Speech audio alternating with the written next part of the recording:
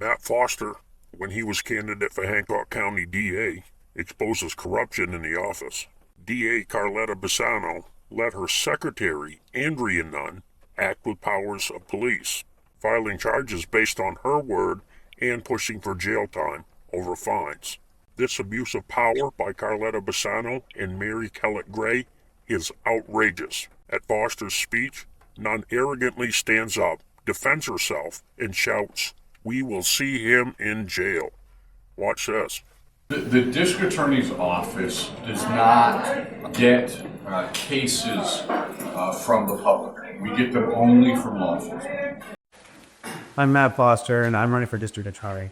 I want to give you an example of one of the things that happens at the DA's office that really gives me the passion to run for this office. There's an employee at the DA's office in Hancock County, a county employee, who has a dispute with a relative. And that employee manages to convince the district attorney's office to file charges against that employee's cousin's husband for operating after suspension. Now, that complaint is based completely on that employee's statement that that person saw the cousin's husband driving.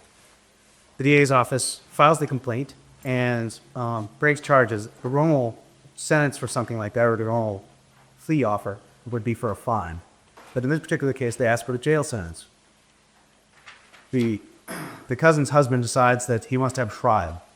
I'm appointed to represent this gentleman. And he asked for a trial, and we filed a request for discovery.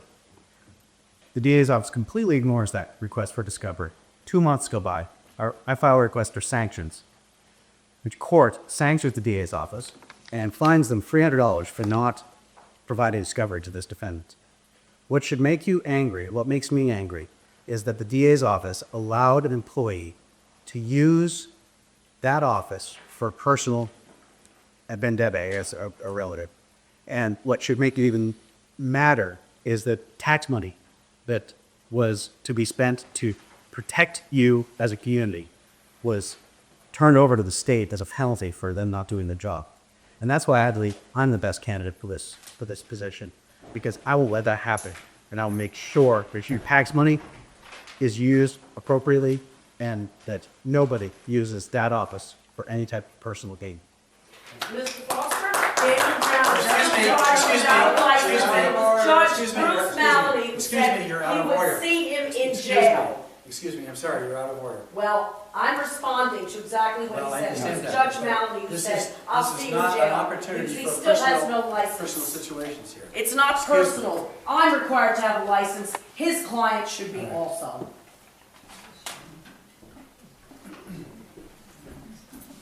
Well, back to format. The district attorney's office does not get cases from the public. We get them only from law enforcement. We know what a dismal failure the existing district attorney has been, and I'm not even involved in the court system itself, but I read the papers, and I can see that there have been a lot of issues that our present district attorney has not been able to handle. And it was my understanding that she had so much experience and had been there for such a long time that she was ready to step into that position. Well, for whatever reason, 4 years later, she's not running. And if you are elected, how do you plan to break the cycle of misconduct in the office? I don't think there's a cycle of misconduct in the office. You don't believe it exists? A cycle of it? No, sir. No. Thank you. thank you, Paul. I have a question, but I want to direct it to both you and Paul. A year ago, there was an unfortunate situation in the DA's office with Mary Kellet. It made the newspapers. How would you have handled that as DA? We need a little background. Just what was it about? Well, there was information withheld that a man had time. Did everybody catch that? There was. Say it again, Janice. There was information withheld from the courts, and a man did some time for it. Mary Kellet was an assistant district attorney. So I just want to know, as DA, how would you handle? You're standing. A couple of teaching moments, I call it, with my kids to make sure. The district attorney's office does not get cases from the public. We get them only from law enforcement. You can't call and say, here's a report, I want somebody prosecuted. We would refer you to law enforcement in whatever jurisdiction. What happened in this case, and if you, it is in the paper, you can find it in the Bangor Daily News, click down, the gentleman's name is Vladik Filler. He is associated with a number of groups that think men have been mistreated over history, that the women have masterminded the criminal justice system and the divorce system, and Mary Kellet is just another one of those women that has taken away all the rights of poor men. So look at the source of his complaint. I prosecuted the case the second time around. Ms. Kellet prosecuted him. There were two pieces of evidence that were at issue. The first was some written statements in an unrelated case to the Ellsworth PD, and the second item was a recording from a Washington County deputy. I don't remember whether it was a 911 or from the cruiser, but there was a recording made in the normal course of law enforcement. And Ms. Kellet had asked those two agencies for that material. The court had ordered her to provide it to the defendant. She requested it from those two agencies. The agencies did not provide it to our office. So we did not give it to him because we never had it. After his first trial, he got his hands on that stuff. It did exist, and he went to the court and said, wait a minute, I didn't have this. And the court said, Ms. Kellet, you should have given it to him. And she said, I didn't have it. I asked for it, and they didn't give it to me. How can I give what I don't have? And he filed a bar complaint and went through, and the court found out that the board of overseers determined that she did not do enough due diligence in trying to get that it wasn't enough to say, hey Scott, you got anything? No, okay, thanks. There had to be a more formal process, and she failed to follow it, and she was held responsible for that. It didn't stop him. It didn't mean that he got away with abusing his wife because there was a mistake in the evidence. He got a second trial where he was convicted again of assaulting his wife and sentenced to 20 days in jail. Those two pieces of evidence that were so important, denied him his fundamental trial the first time, were never used in the second trial. They didn't have anything to do with the second trial. Mr. Filler has now filed what we call a post-conviction review, a PCR, where he's saying even that conviction should now be thrown out because his defense attorneys weren't competent. So one thing we can be clear of is that it wasn't Mr. Filler's fault. The Board of Overseers of the Maine Bar says for the first time ever is recommending a prosecutor's license to practice law be suspended. The panel found Hancock County Assistant District Attorney Mary Kellet in violation of ethical standards. Among the violations, engaging in conduct unworthy of an attorney. News Center Samantha Edwards joins us now with details. Samantha? Thanks, Chris. This review stems from a 2009 case where Kellet prosecuted a man on charges of rape against his wife. The man was acquitted and filed a complaint that Kellet did violate bar rules during her prosecution. Now, the man argues Kellet did not have probable cause or enough evidence in her case against him. A three-person panel spent 2 days reviewing the evidence of the case against the Hancock County ADA. Prior to the hearing, Kellet held a clean record and cooperated with the board throughout its investigation. But one group, Stop Abusive and Violent Environments, spent the last year highlighting Kellet's actions and pushing for the state to take action. This was a pattern of misconduct that occurred over a period of months and even years that involved Mary Kellet and other people in that same office of prosecutors in District 7 of the state. So this was not just a one-time incident or because prosecutors were overworked.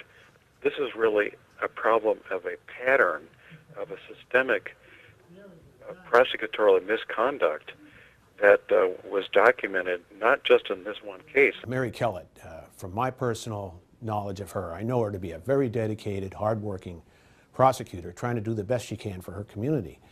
On the other hand, we have a group of individuals who are making judgment on her conduct. And with all due respect to them, I'm not sure they really understand the pressure that she's under and some of the obligations that we're under. And so then they make a judgment against her. It's disheartening for all of us. The board did find 2 points of concern through its investigation. First, Kellet's rebuttal during the trial highlighted the absence of evidence and caused prejudice toward the defendant. This was evidence that she had argued to keep out of the trial. An expert on the panel described this move as stubborn and that she appeared to be bucking the court during her rebuttal. The second point found Kellet withheld 2 key pieces of evidence from the defense. The evidence was the 911 recording from the night of the alleged rape and some witness statements. Members of the panel say the seriousness of this issue cannot be overstated, and that it was Kellet's ethical obligation to produce the evidence. Kellet argues she and her colleagues did not find the evidence important to the defense's case. These findings are what led to the panel's decision to recommend suspension. Its decision, Penobscot County District Attorney Chris Almy is concerned by. Chris Almy says the suspension of Kellet would add strain to an already short staff and heavy workload. But her suspension is by no means a certainty. Kellet will appear before a justice of the Supreme Judicial Court. That justice will then make that decision. We did try to speak with the Hancock DA's office and Kellet herself, but neither were available for a comment. Chris, back to you. Okay, thanks very much for that report, Samantha. It was his wife's fault, and then it was the prosecution's fault, and now it is the defense attorney's fault that he had to do time for assault on his wife. So, what would I do? What will happen? I've been on the Board of Overseers for 8 years. I've sat on those committees. I've done those decisions. We are in the process of a fundamental sea change of how that discovery material is handled. If you pick up the paper, you can see countrywide this is an issue and a problem. They just sent a judge in Texas to jail because when he was a prosecutor, he had stuff in his file that he didn't give, that he didn't think he needed to. Now, 25 years later, they're saying he had to, and he's been convicted of that and sent to jail as a judge when he was a prosecutor. Doesn't take too long ago, 6-7 years ago, Duke Lacrosse, that case down in North Carolina, with a prosecutor running for office, fabricated something to try to get culture of the race vote, and he was disbarred and prosecuted himself. Okay, so it is a sea change in the way that is happening. All across the country, we were changing those policies. Law enforcement isn't real happy with this because instead of a phone call to Scott saying, hey, do you have that video, do you have that report, we're now demanding everything be in writing, we're demanding everything be so that we can tell the defense attorneys, yes, this exists, no, this doesn't exist. It is one of those moments when the world is changing. The bar has addressed Ms. Kellet's behavior and has imposed sanctions and imposed consequences on her for that behavior. I don't know that that was the only possible outcome in the understanding of the way it happened, but that's the way it happened, and she's been held accountable for that. I prosecuted the case when she was removed, and everything went fine, and as far as I know, he hasn't complained about me yet. So that's how I would handle it. You fix your mistakes. We're human, we make them, you move forward, and try to put systems in place to avoid it. But she admitted her mistakes. She did, yes. Yes. Can I just clarify a couple of things there? Ms. Kellet's, the failure to turn over the information wasn't the only issue. Ms. Kellet, in her closing argument, commented on the fact that the defense didn't present any of the evidence that she never gave them, which is one of the issues. She said, where's the evidence to the jury in this case? And it was the evidence that she never gave them. So she, that was what the Board of Bar Overseers had a problem with. Mr. Filler was also charged with gross sexual assault in that case, which he was not convicted of. So to say that he was convicted of assault, yes, he was convicted of misdemeanor assault in certain 20 days, but in the meantime, he had been charged with gross sexual assault and served quite a bit of time in the county jail waiting for his court date to come. Those charges were not. He was found not guilty of those charges. So to say that Ms. Kellet's conduct didn't have any effect on the case is, I think, even if it didn't have an effect on the case, it had an effect on the justice system and the way the public perceives the justice system and the way the public perceives the district attorney's office. It just shouldn't have happened. Okay, well, that was a good little thing.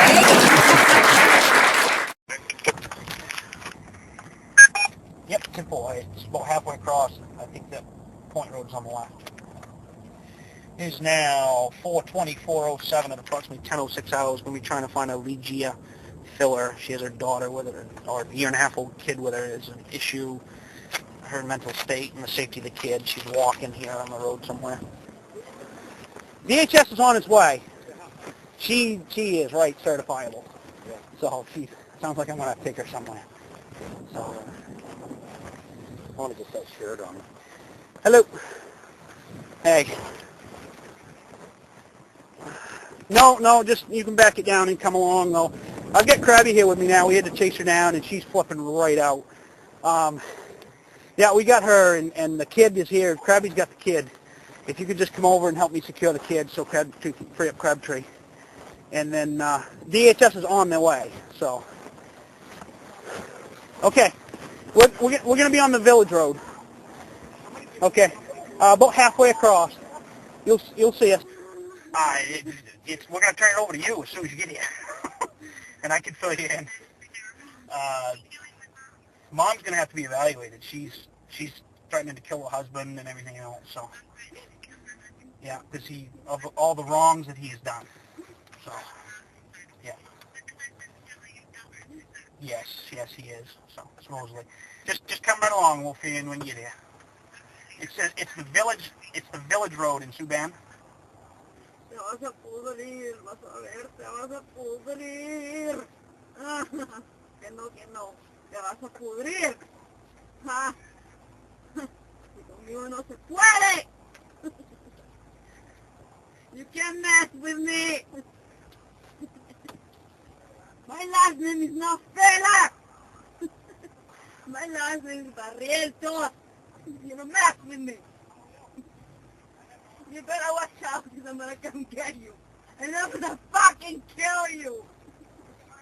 Oh yeah, my cousin will help me. Oh, you'll see. We're gonna cut you into pieces. We're gonna have fun doing it. They're not afraid either. They're not afraid because we know what it feels like, you motherfucker. Oh yeah, we all know. All four of us know. Oh yeah, baby. You wanna fuck with the best? Huh? That's my favorite line on that movie, huh? You fucking with the best, you motherfucker. Just come to me and my cousins, huh? We'll give it to you, huh? Oh yeah, we'll give it to you, you motherfucker. My cousin's gonna help me. Oh yeah. My cousin's gonna help me. Because we all went through the same thing. Oh yeah. Then we're gonna cut you to pieces, you motherfucker. Yeah, you. We're gonna have fun doing it. Yeah. My name is Ligia Barrientos. You hear me? Not filler. Barrientos. Not filler. Barrientos de pura cepa. Okay, mine is Rhonda. I don't care who you are. Just give him to me. I'll cut him into pieces, motherfucker. Motherfucker, hijo de puta. Te vas a pudrir. Te vas a pudrir. Te vas a pudrir. Te vas a pudrir. Te vas a pudrir. To keep children safe. Okay. Good, you do that. It's about time. It's about time. You hear? It's about time you do that! You fucking gonna do your job! You fucking Hey, easy! Go do that! Do that again! Listen, she's going to protect you. Where's Nathan? Where is Nathan? We're going to find you. Where is Nathan? Are you telling me he's missing? No, where is he? Go get him right now. Yeah, go get him right now. I'll fucking kill you too. We're sending an officer. Go get him. We're sending an officer. I called all night long and I warned you people and you didn't do anything about it. Everybody has to know. I'm gonna fucking sue you, all of you. If my son dies, I'll fucking sue you. You're gonna get it from me! I do believe you. I believe you. No! Go get my son now! I've got Don't another fuck with officer coming me! to get him. Don't fuck with No, me! I haven't. I don't want to hear Going to you! get him. I don't want to hear you! You'll be fucking playing games with me all night! I'm not crazy! I'm not crazy! This fucking asshole! This fucking asshole molested my kid! And he's gonna die! He's gonna die because I'm gonna fucking kill him! I'm gonna fucking kill him myself! Oh yeah! I'm gonna give it to him! You motherfucker! You're gonna go straight to hell! And you know what? I'm gonna go to hell too! But I'm gonna enjoy it! I'm gonna enjoy it! I'm gonna enjoy it! I'm gonna enjoy it! I'm begging you, all of you, go fucking get him! Go fucking get him! He's got my child!